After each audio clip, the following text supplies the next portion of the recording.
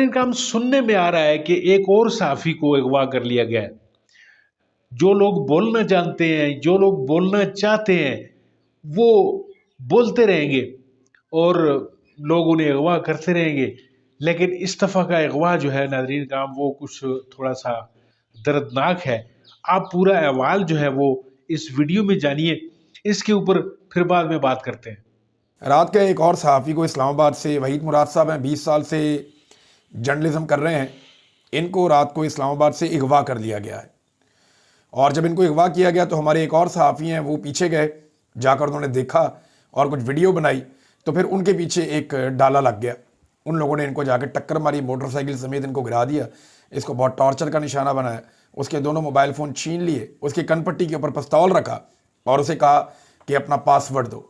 वो बेचारे ने अपना पासवर्ड दिया, उसको बंदूक के बट मारते रहे, उसकी कनपट्टी के ऊपर बंदूक रखा, उसको गालियां देते रहे, उसको मुक्के मारते रहे, ठुड्डे मारते रहे, फिर उसको कान पकड़ाए सड़क के ऊपर और उसको यही कहते रहे, तुम नहीं जानते हम कौन है, तुम्हें पता नहीं हम कौन है, तुम्हारी जरूरत कैसी हुई, तुमने हमारी वीडियो बनाई।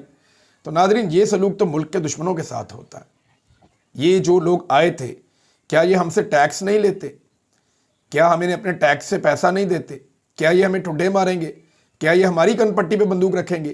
क्या ये बंदूक हमने इनको इसलिए लेकर दी कि ये एक सहाफ़ी की कनपट्टी पे रखेंगे जब वो दूसरे सहाफ़ी को अगवा कर रहे होंगे? उस सहाफ़ी ने किया क्या है?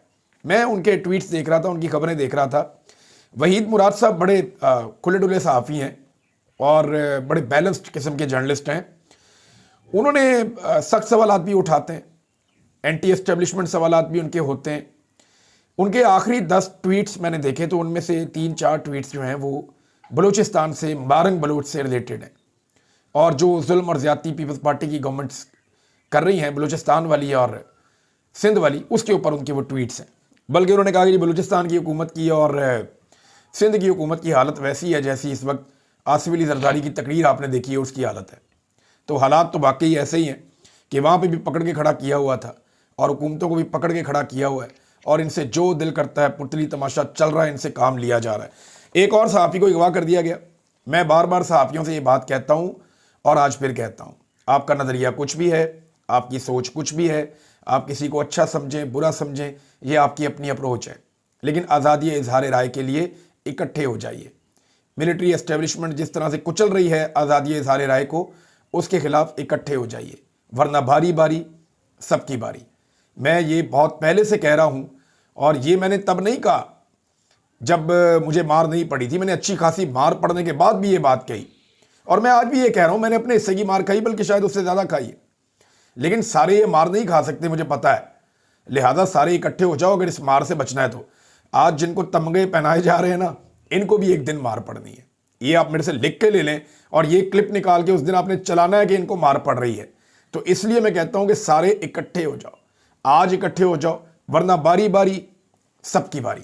इमरान खान साहब ने जो स्टेटमेंट दिया उसमें बड़ी धुआंधार उन्होंने गुफ्तगू की है और ये टोटो में स्टेटमेंट है, डिफरेंट अलग जगहों से। तो ये कंपाइल किया, एक छोटा मुख्तसर स्टेटमेंट है, लेकिन इमरान खान साहब ने मुस्तकबिल की एक पेशन गोई की है। इमरान खान साहब की जितनी भी अब तक की पेशन गोई है ना, वो सारी सही साबित हुई हैं। उन्होंने कहा था कि इलेक्शन मैं जीतूंगा, वो जीते। उन्होंने कहा था कि ये धांधली करके हुकूमत बनाएंगे, इन्होंने बनाई। उन्होंने कहा था ये कुछ भी कर लेंगे फिर भी अवाम निकलकर पाकिस्तान तहरीक इंसाफ को वोट देगी, दिया। उन्होंने कहा था ये मुझे जेल में डालेंगे, हुआ। उन्होंने कहा ये सारे चोर इकट्ठे हो जाएंगे, वो भी हुआ। उन्होंने कहा लंदन प्लान हुआ था, वो भी साबित हो रहा है। उन्होंने जो जो कहा, आज फजलुर रहमान या मिफ्ता इस्माइल या शाहिद खाकान अब्बासी, वो सारे लोग गवाहियां दे रहे हैं कि एक्चुअली यही हुआ था। PMLN के अंदर से बंदे गवाहियां दे रहे हैं। तो इमरान खान साहब बहुत बड़े सियासी पंडित हैं। उन्होंने अब जो कहा जरा ये सुनिए। इमरान खान ने अडियाला जेल में धुआंधार गुफ्तगू की है और उन्होंने कहा मैं इनके खिलाफ आखिर वक्त तक लड़ूंगा, मुझे अदालतों से रिलीफ नहीं मिलेगा। ये क्लियर कह दिया उन्होंने। ये अदालतें आज़ाद नहीं हैं, लेकिन हम अपनी जंग हर महाज पर लड़ेंगे। सड़कें हर तरफ गर्म नजर आएंगी। ईद के बाद पाकिस्तान में सड़कें हर तरफ गर्म नजर आएंगी, सिर्फ एहतजाज ही एहतजाज होगा। वीडियो आपने मुलाहिजा फरमाई। वीडियो में आपने जैसे देखा कि इमरान रियाज खान साहब जो है वो इस पूरे वाक़या पर अफसरदा भी हैं और उन्होंने पूरे का पूरा वाक़या जो है वो आपके सामने रखा है कि किस तरीके से वहीद मुराद साहब जो है वो गो कि बड़ा फिल्मी और बड़ा रोमांटिक किस्म का नाम है इनका, लेकिन बकौल इमरान रियाज के कि ये बड़े बैलेंस किस्म के साफ़ी है। यानी इन्होंने इस्टेब्लिशमेंट और पीटीआई और गवर्नमेंट सब के लिए जो है इन्होंने यकसा जो है खिदमात सर अंजाम देना कह लें, या उनके लिए जो है हमदर्दी का एक गोशा रखना कह लें। तो गुज़श्ता कुछ दिनों में इन्होंने कुछ ट्वीट्स किए जो कि शायद सुनने वालों को अच्छे नहीं लगे, और कुछ बलूचिस्तान के वाले से, जिस तरह के इमरान रियाज खान साहब आपको बता रहे थे। तो कहने का मकसद ये है कि अब ये रस्म चल निकली है कि कोई भी सर उठा के जो चलता है उसको उसको पकड़ लो, उसको गिरफ्तार कर लो। और फिर गिरफ्तारी का जो जो मंजर पेश किया है इमरान रियाज खान साहब ने, वो ये है कि इसको ठुड्डे मारते हुए गिरफ्तार किया गया इस बंदे को। और एक और साफ़ी जो इसका जो साथी था, जो कोई वीडियो बना रहा था इस वाक़े की, तो उसको फिर न सिर्फ ये है कि उसको पकड़कर उसकी भी तौहीन की गई और उसके मोटरसाइकिल को भी तोड़ा गया। तो कहने का मकसद ये नाज़रीन काम कि ये फस्तायत, ये ज़ुबानबंदी जो है ये कब तक ये चलेगी, आप भी इंतज़ार कीजिए, मैं भी करता हूँ। लेकिन कहते हैं कि जबर की रात जो है उसकी सहर होने में इतनी देर नहीं है। अपना बहुत सारा ख्याल रखिए, अपने इस चैनल का भी। मिलते हैं आपके साथ किसी और वीडियो में, तब तक के लिए दीजिए इजाज़त। अल्लाह आपका हामी नासर।